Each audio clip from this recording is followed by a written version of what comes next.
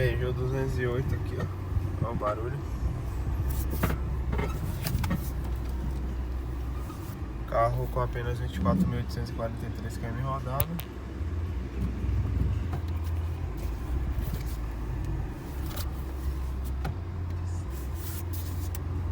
Provavelmente seja escapamento, como tá analisando aí no próximo vídeo aí. Eu posto detalhes.